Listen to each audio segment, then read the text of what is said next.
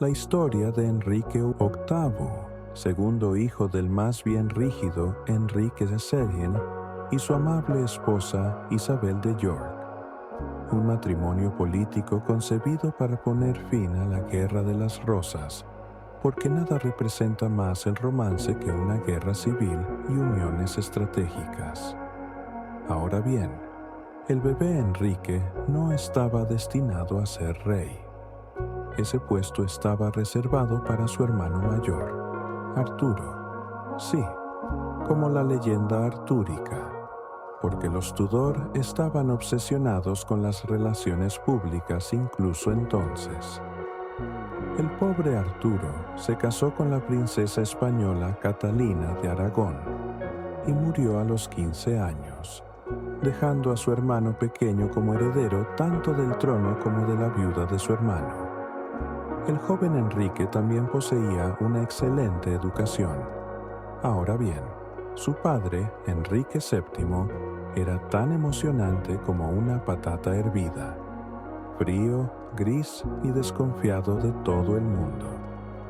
Así que, cuando Enrique VII falleció en 1509, Enrique VIII, con 17 años, ascendió al trono con una gran chispa en los ojos y una fiesta en los huesos. Sí, con la misma Catalina, la viuda de su hermano, y así comenzó una de las más infames y operísticas montañas rusas matrimoniales de la historia. Primero, hablemos de en qué tipo de rey Enrique se estaba convirtiendo. Al principio, Enrique era adorado. Era enérgico, generoso y estaba obsesionado con la caballerosidad, la pompa y ser considerado el monarca más magnífico de Europa. Imaginen cisnes asados, fuentes de vino y más terciopelo que una banda de chicos medieval. Una de sus melodías más conocidas se llama Pastiempo en buena compañía, que es justo lo que quería que fuera su corte. Pero bueno, ¿quién no ha cambiado de imagen a los 40?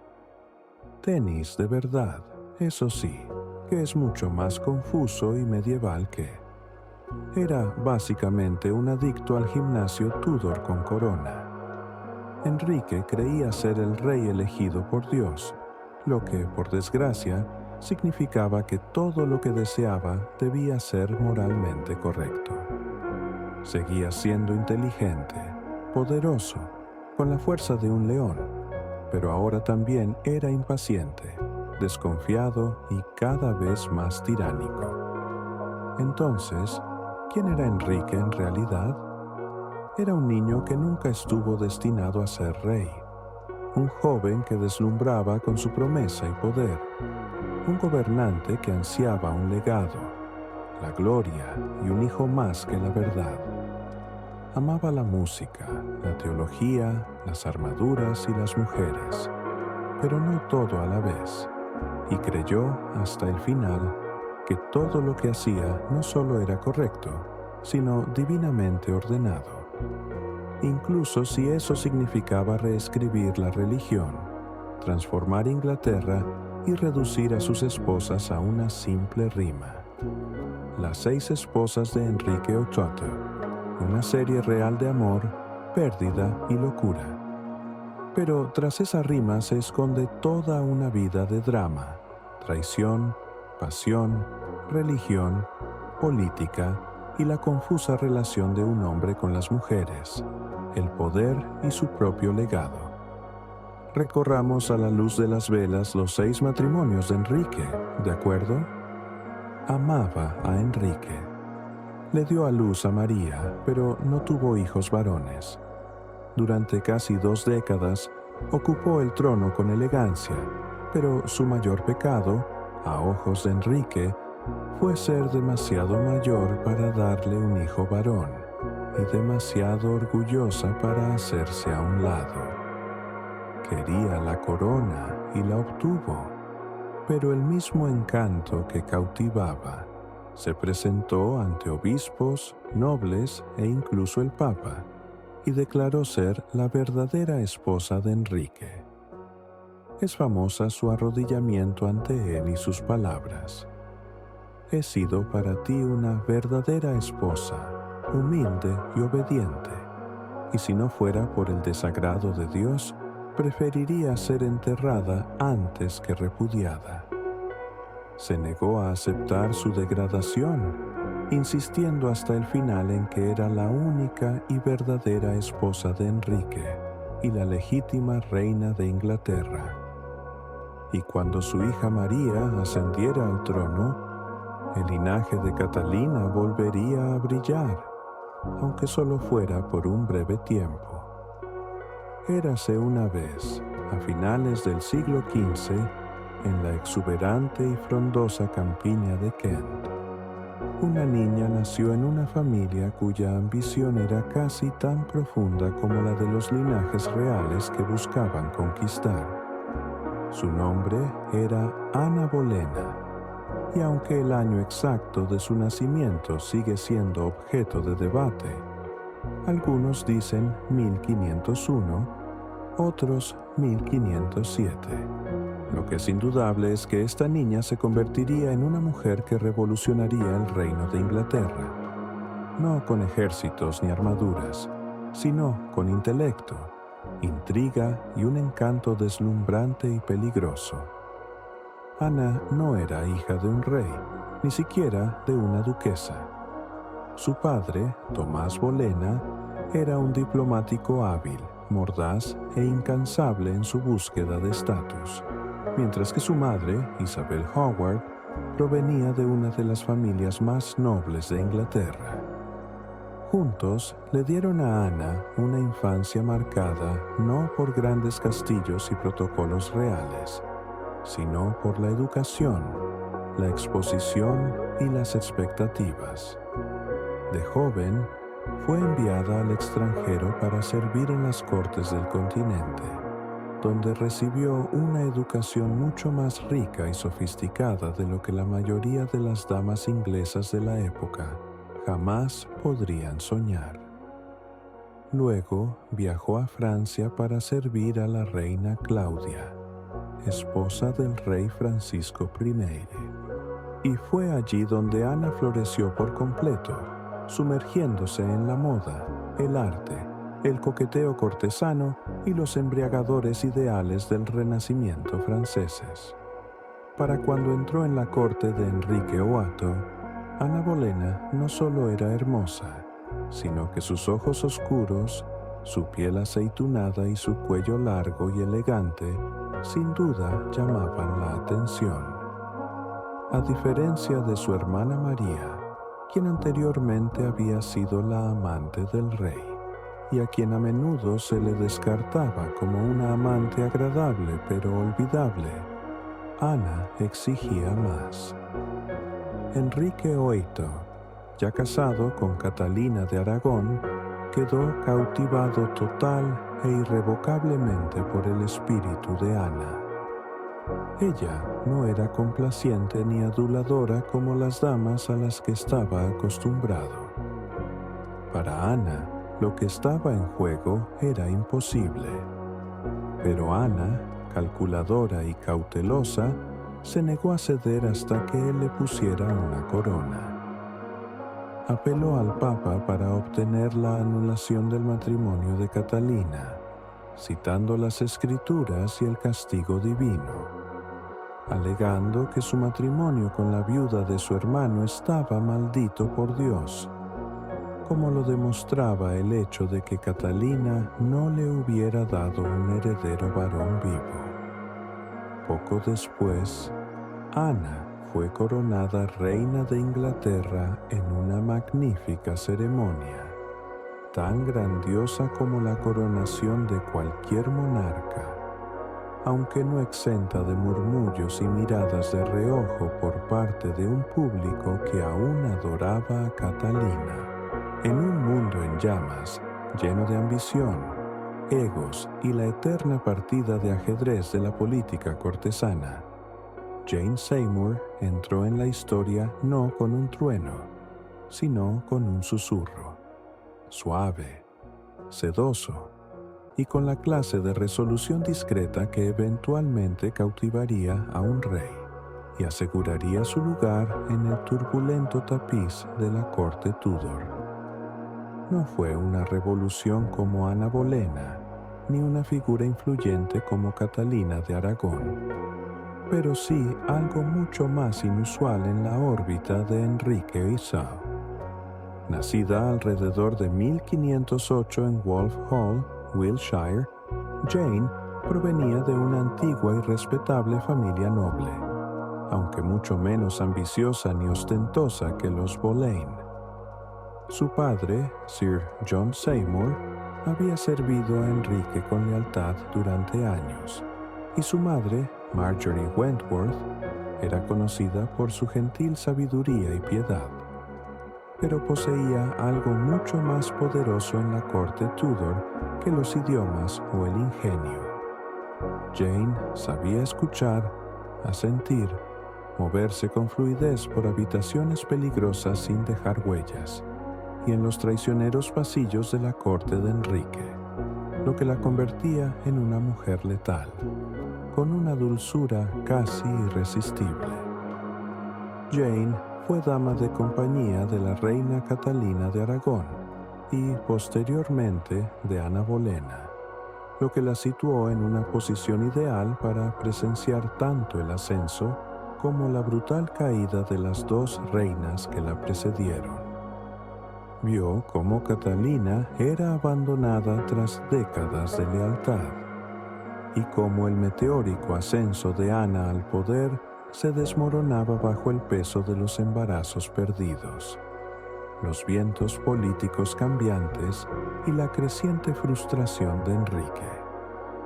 Mientras Ana luchaba con fiereza por conservar su corona, Jane permaneció cerca del rey, pero nunca demasiado cerca. Otros dicen que era solo un peón en un juego orquestado por sus ambiciosos hermanos, Edward y Thomas Seymour, quienes vieron en sus pálidas manos la clave para ascender en las filas del poder. Y a medida que la fortuna de Ana declinaba, especialmente tras su último aborto en enero de 1536, la estrella de Jane comenzó a ascender. Para mayo de ese mismo año, Ana Bolena murió, ejecutada por cargos que aún generan debate entre historiadores y dramaturgos. Como reina, Jane Seymour fue todo lo que Ana Bolena no había sido: dócil, apacible y políticamente prudente. Restableció el orden en la casa real. Restableció muchas de las costumbres y cortesanos que habían sido destituidos bajo el reinado de Ana, y trabajó discretamente para reconciliar a Enrique con su hija María, de la que estaba distanciado y a quien había declarado ilegítima tras divorciarse de Catalina de Aragón. En el otoño de 1537, tras más de un año de dificultades durante el embarazo y una presión creciente, Jane Seymour dio a luz a lo que Enrique había considerado durante mucho tiempo el verdadero propósito del matrimonio: un heredero varón sano y legítimo. El niño, llamado Eduardo, nació tras un parto difícil que duró 2 días y 3 noches, una experiencia agotadora y dolorosa que dejó a Jane físicamente debilitada y gravemente enferma.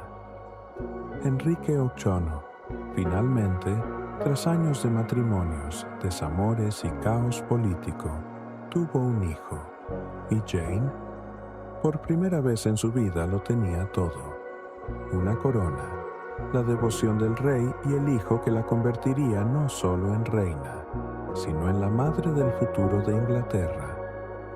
Tan solo 12 días después, Jane Seymour falleció, probablemente de fiebre puerperal, una infección común y a menudo mortal tras el parto. Murió en 1557 a la edad de 41 o 42 años y fue enterrada en la abadía de Westminster, la única de las esposas de Enrique que descansa allí. Ana era sabia, diplomática.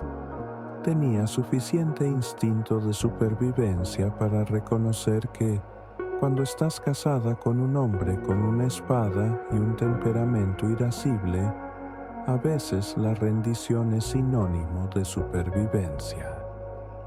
No era la esposa que Enrique quería, pero fue la única que se fue en sus propios términos. Mantuvo la cabeza fría, conservó su dinero y, lo más importante, mantuvo la paz. Érase una vez, poco después de que Ana de Clevery se marchara con gracia del sofocante afecto de Enrique. Una nueva presencia irrumpió en la corte real como un perfume en el aire de verano. Dulce, radiante, embriagadora y completamente condenada. Se llamaba Catalina Howard y apenas era una niña cuando atrajo la atención de un rey lo suficientemente mayor como para ser su abuelo y lo suficientemente peligroso como para ser su verdugo. Nacida alrededor de 1523, una fecha que hace suspirar y arrastrar los pies a los historiadores, Catalina era prima de la infame Ana Bolena, lo cual debería haber venido con una etiqueta de advertencia. Trátala con cuidado, puede atraer reyes y desgracias. Tenía más deudas que dignidad, y la familia Howard, aunque noble, estaba dispersa por toda Inglaterra como mantequilla pasada sobre tostada quemada. Cuando Catherine era muy joven, su madre falleció, y su padre, probablemente abrumado y sin las cualificaciones necesarias, la envió a vivir al cuidado de su abuelastra, la duquesa viuda de Norfolk, en lo que generosamente podría llamarse un internado Tudor para niñas, y menos generosamente descrito como un caos absoluto con bordados. Fue allí donde Catalina, apenas entrando en la adolescencia, se vio expuesta a coqueteos, música, besos robados tras tapices y hombres que consideraban el cortejo un juego.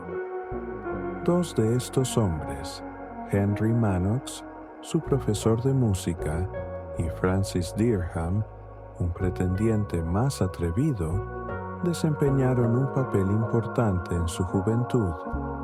Y aunque los historiadores modernos aún debaten la magnitud de esos enredos, lo cierto es que el nombre de Catalina ya circulaba por los rumores mucho antes de que llevara corona. En 1540, con apenas 17 años, Catalina fue nombrada dama de compañía de la recién coronada Ana de Clevery, y fue allí, en la reluciente corte de sedas y secretos, donde el rey Enrique VIII, ya de 50 años, con sobrepeso y plagado de úlceras físicas y emocionales, se fijó en la bella y risueña adolescente de cabello castaño y hoyuelos como el vino dulce. Para Enrique, Catalina Howard fue una segunda primavera, un último aliento de juventud antes de morir. Quizás nunca sepamos si ese deleite era genuino o parte de una actuación esmerada, pero para el rey, cada vez más amargado y abatido, Catalina era un bálsamo, una distracción, un sueño. Para julio de 1540, apenas 19 días después de anular su matrimonio con Ana de Clevery, Enrique se casó con Catalina Howard, una adolescente del brazo de un hombre que ahora llevaba acolchado bajo la túnica y necesitaba ayuda para subir las escaleras. Pero interpretó bien el papel, bailando, sonriendo, mimándolo, incluso llamándolo su rosa sin espinas, un apodo desmesuradamente optimista para un hombre que ya había ejecutado a una esposa y dejado a otra de lado como si fuera un ganso asado el día anterior. Aún más peligroso, Catalina había iniciado un nuevo romance. esta vez con Thomas Culpeper, un caballero de la Cámara del Rey, joven, apuesto y cercano a Enrique. Catalina Parr, la sexta y última esposa de Enrique VIII, era sin duda esto último. Para cuando Enrique llamó a su puerta, leyendo con paso pesado, Catalina ya había vivido 2 maridos, una peste, varias revoluciones religiosas y una docena de razones para no involucrarse con un hombre conocido por resolver problemas matrimoniales a hachazos. Catalina Parr nació en 1512, hija de Sir Thomas Parr, cortesano y amigo íntimo de Enrique O'Connell. Su madre, Maud Green, fue dama de compañía de Catalina de Aragón y le transmitió no solo habilidades cortesanas, sino también una profunda admiración por la dignidad y la fuerza de la reina original. Cualidades que la joven Catalina un día llegaría a encarnar por derecho propio.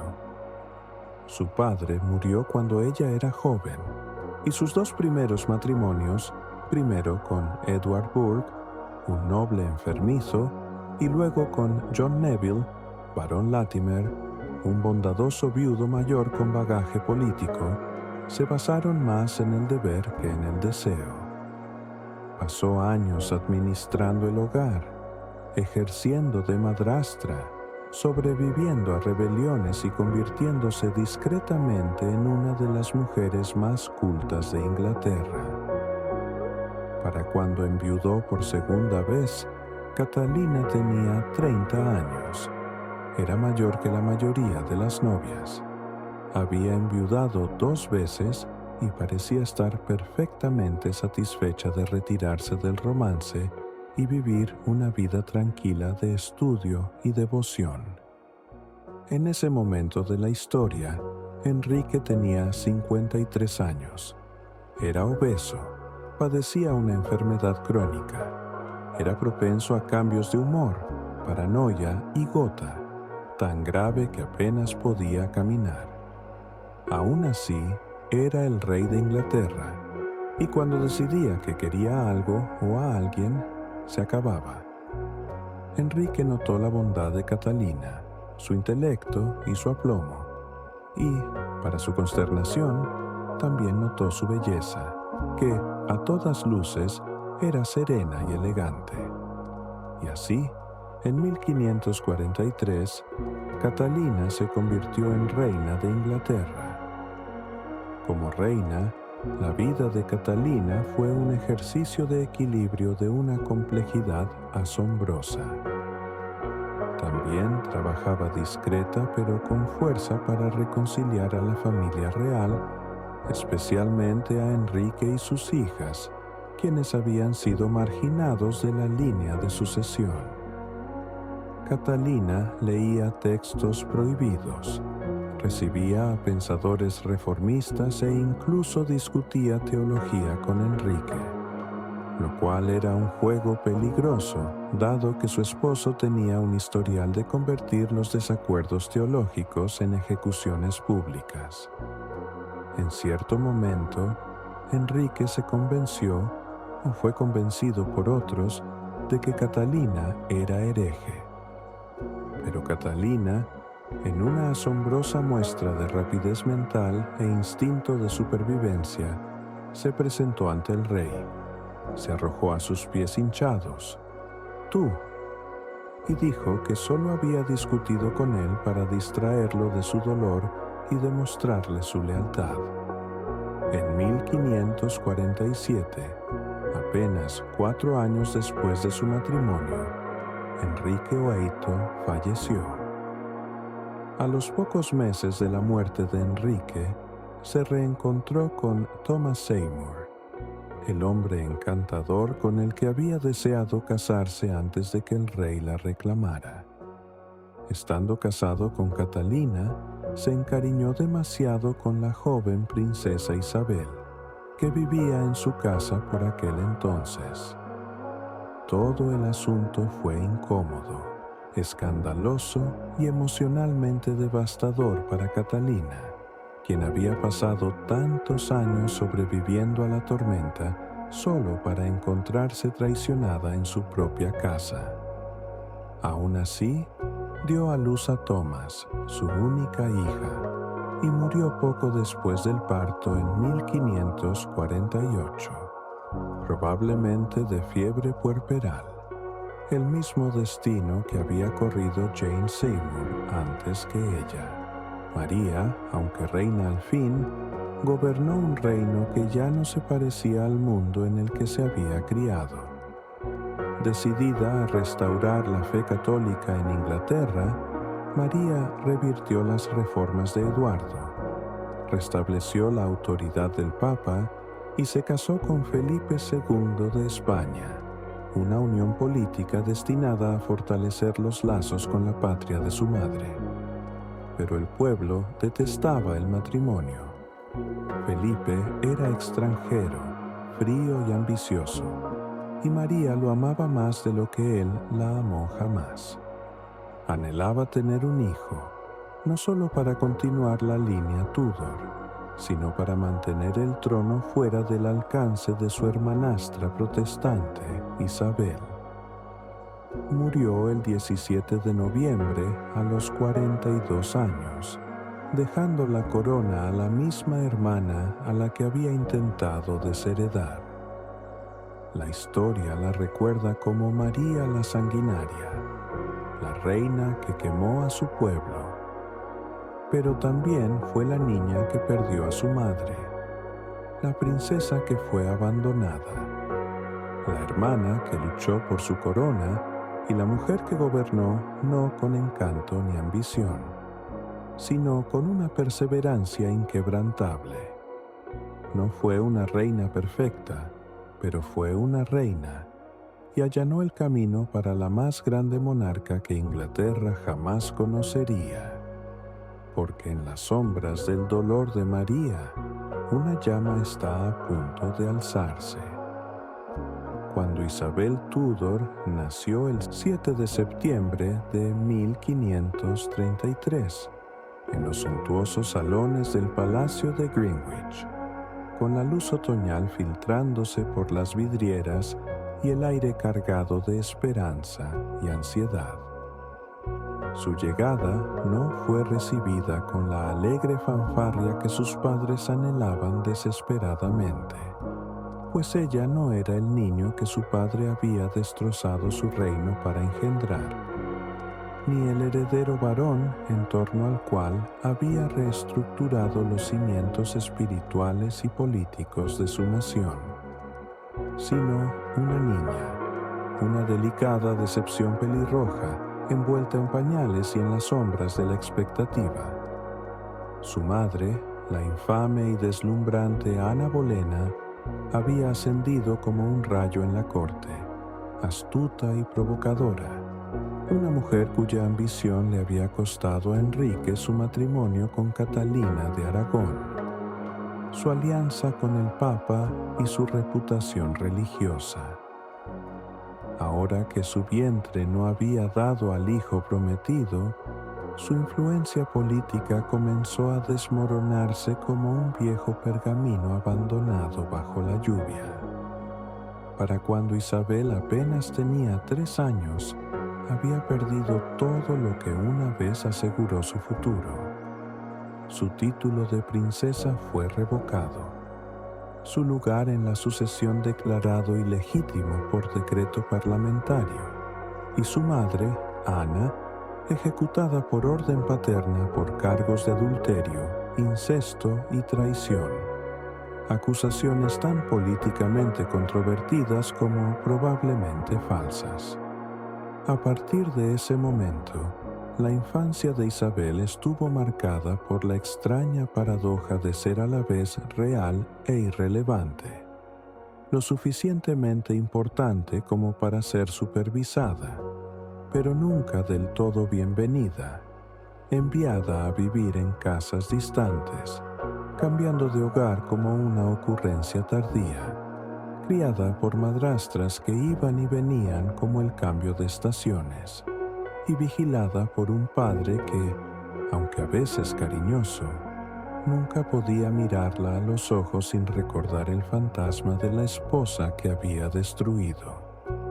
Sin embargo, a pesar de su precaria condición, Isabel recibió una educación superior a la de su género. Se formó como un príncipe más que como una dama. Estuvo bajo la tutela de tutores que cultivaron su férrea inteligencia y le enseñaron las disciplinas del latín, el griego, el francés, la teología, la lógica, la retórica, la filosofía y la historia, tanto de la antigüedad clásica como del tumultuoso mundo que se desplegaba al otro lado de los muros del castillo. A los 10 años, Isabel podía debatir con eruditos, traducir textos antiguos y escribir poesía con elegancia e ingenio. A los 15, no solo dominaba 6 idiomas, sino que había desarrollado la aguda capacidad de observación de quien sabía que decir algo inadecuado en el momento equivocado podía acarrear prisión, o algo peor. Cuando su padre falleció en 1547 y su medio hermano, Eduardo VI, ascendió al trono a los 9 años. La corte se convirtió en un peligroso y cambiante campo de batalla entre el fervor protestante, los consejos de regencia y la nobleza ávida de poder, todos deseosos de manipular o eliminar a cualquiera que desafiara el frágil orden político. Isabel, figura visible de sangre real y creciente intelecto, se vio obligada a caminar por una línea muy estrecha entre la lealtad cautelosa y la amenaza inminente de la irrelevancia o la traición. Su hermana María, devota católica y profundamente orgullosa, ascendió al trono en 1553 tras el breve y trágico reinado de 9 días de Lady Jane Grey. Casi de inmediato, Elizabeth se convirtió en objeto de sospecha, un símbolo de la resistencia protestante, lo quisiera o no. Arrestada y encarcelada en la Torre de Londres, bajo sospecha de apoyar una rebelión de la que probablemente desconocía por completo. Encerrada en las mismas habitaciones donde su madre había esperado su ejecución, con la sombra de la muerte envolviéndola como escarcha. Pero Elizabeth no se derrumbó, resistió. Redactó cartas cuidadosas y ambiguas. Alegó su inocencia con la sinceridad justa para ser creída y la astucia justa para sobrevivir. Tras varios meses aterradores de aislamiento, fue liberada bajo vigilancia. Se le permitió regresar al campo y reanudar su obediencia, a sabiendas de que una sola firma podía acabar con su vida. Cuando María murió sin descendencia en 1558, Isabel llegó a Londres, no solo como la última heredera Tudor, sino como una superviviente. Una mujer que había sobrevivido a los peligrosos reinados de su padre, su hermano y su hermana, que había sorteado las garras de la agitación política y religiosa con solo su inteligencia, su cautela y su firme convicción de que había nacido para algo más que el exilio o la condecoración. Tenía 25 años, cabello castaño rojizo, ojos luminosos y una presencia que podía aquietar una sala abarrotada con una sola mirada. Y era reina. Desde el comienzo mismo de su reinado, Isabel supo que se esperaba que se casara, no solo porque una reina gobernando sola se consideraba antinatural, peligroso y vulnerable a la manipulación, sino porque la continuidad de la dinastía Tudor y la paz del reino parecían depender de la procreación de un heredero varón legítimo. Pero Isabel, siempre estratega, se negó a ceder su poder a un hombre. Se negó a ceder a las ambiciones de príncipes extranjeros o nobles nacionales, y en cambio cultivó toda una mitología en torno a su identidad como mujer soberana singular, declarándose casada con su reino, su corona y su pueblo, y tejiendo la narrativa de la reina virgen con tal maestría que se convirtió no en una deficiencia, sino en una virtud divina. Mantuvo a sus pretendientes en vilo durante décadas. Felipe II de España, el archiduque Carlos de Austria, el duque de Anjou y otros, insinuando la posibilidad de una alianza sin llegar a un acuerdo, utilizando su soltería como herramienta diplomática, moneda de cambio y un manto de independencia que le permitía mantenerse al margen de la polémica de los matrimonios entre facciones. En la corte se rodeó de hombres ingeniosos, brillantes y leales. William Cecil, su consejero y presentador. Francis Walsingham, su jefe de espías y su espada silenciosa.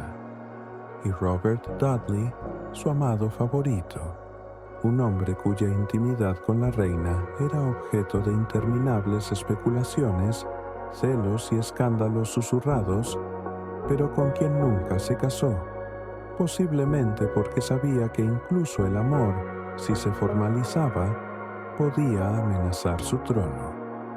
Y funcionó. El reinado de Isabel inauguró un periodo de relativa estabilidad, crecimiento económico y florecimiento artístico que pasó a la historia como la Edad de Oro isabelina, una época en la que poetas, dramaturgos y filósofos florecieron como rosas tras la lluvia, en la que William Shakespeare, Christopher Marlowe, Edmund Spenser y Ben Jonson transformaron el idioma inglés en algo nuevo, vivo y apasionado, y en la que el teatro, la música y las mascaradas se convirtieron no solo en entretenimiento, sino en orgullo nacional. Isabel navegó por aguas internacionales con la misma mezcla de encanto y ferocidad que había definido su ascenso, participando en el peligroso juego de la política europea con asombrosa destreza, apoyando causas protestantes en el extranjero sin comprometerse en una guerra abierta, patrocinando a exploradores como Francis Drake y Walter Raleigh, quienes reclamaron nuevas tierras y llenaron las arcas inglesas de oro e historias, y finalmente, ante la provocación más allá de lo soportable, alzándose contra el imperio más poderoso del mundo. Cuando la Armada Española zarpó hacia Inglaterra en 1588, una flota de imponentes barcos que pretendía aplastar su reinado y restaurar el poder católico, Isabel no se inmutó. En cambio, se puso una coraza, cabalgó hacia sus tropas en Tilbury y declaró, en uno de los discursos más emblemáticos de la historia real, que aunque tenía el cuerpo de una mujer débil y frágil, tenía el corazón y el estómago de un rey, y también de un rey de Inglaterra. Y cuando la armada fue derrotada no solo por el coraje inglés, sino por las tormentas y la fortuna divina, la leyenda de Isabel quedó sellada. Con el paso de las décadas, Isabel permaneció soltera, sin hijos y cada vez más aislada. Sus viejos amigos morían, sus favoritos se desvanecían, su trono a salvo, pero su corazón cada vez más solo. Llevaba su armadura similar a una corona, y su rostro empolvado y sus imponentes pelucas una especie de teatro real, un espectáculo para distraer la creciente fragilidad subyacente. Y aunque bailaba menos, reía menos y confiaba menos que nunca, nunca dejó de gobernar. Murió en 1603, a los 69 años, tras 44 años de reinado, la última monarca de la dinastía Tudor y quizás la más grande. No dejó heredero, pero dejó un legado. Isabel I no estaba destinada a ser reina. No nació para gobernar, nació decepcionada, hija de una madre deshonrada y un padre que ordenó su muerte. Pero se transformó en Gloriana, en Astrea, en la Reina Virgen, en una mujer tan poderosa, tan luminosa y tan increíblemente brillante, que generaciones enteras recordarían su reinado y lo llamarían una época dorada. Demostró que una mujer podía gobernar no como una simple figura, ni como esposa, ni como un peón, sino como soberana. Tomó los fragmentos de una dinastía en decadencia y forjó con ellos una era de arte, exploración, identidad y mito.